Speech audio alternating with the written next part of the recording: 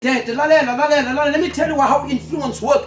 Influence don't enter into you by force. No. Influence is something that happens step by step, little by little, but eventually influence take hold of you. And did you know that influence is more powerful than power? Did you hear what I said? I'll make an example. I'm making an example. I remember when our former president, with respect to, I said it, Mr. Jacob Zuma was the president. He had power and authority. What did he have? Every president has power and authority. But the thing that crippled our president, former President Jacob Zuma, was the existence of President Julius Malema. Because he did not have power, he had influence. That is why he captured the youth.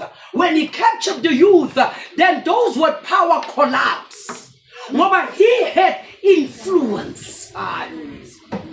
That is why abantu hamba nabo uhamba ne-influence yabo. Influence is more powerful than authority. Let me show you. In heaven, the enemy Lucifer did not have so much power, even though he had power. But his influence superseded his power. That's why God had power and influence, but the devil had influence. That is how he lied to the 2/3 of the angels. When he preached a lie, he influenced them. Who are your friends? And what influence do you have? Because abangani bakho, they depict who you are. They influence. Ubheka umuntu ongabhemi, who does not smoke or drink, mara hamba nabantu abenza njalo. Let me tell you what happened today. That's why at the end of the day he starts to act like them, even though he denies.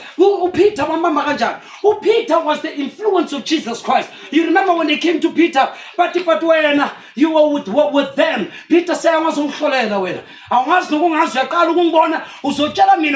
with Jesus Christ. I don't know who the hell is that man there.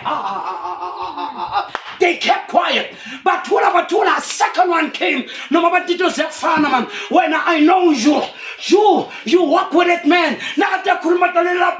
You talk like them. You act like them.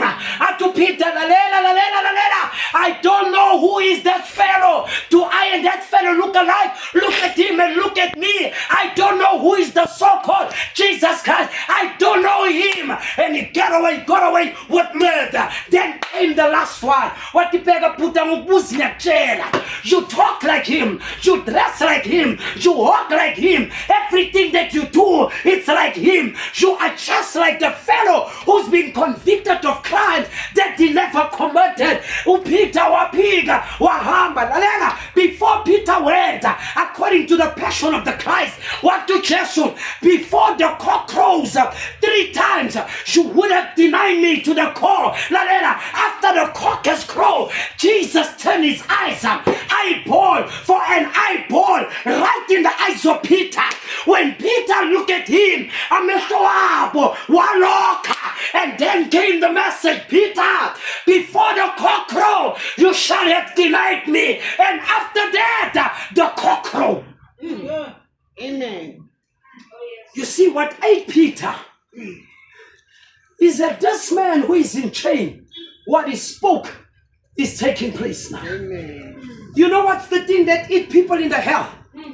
Can I tell you? Yes.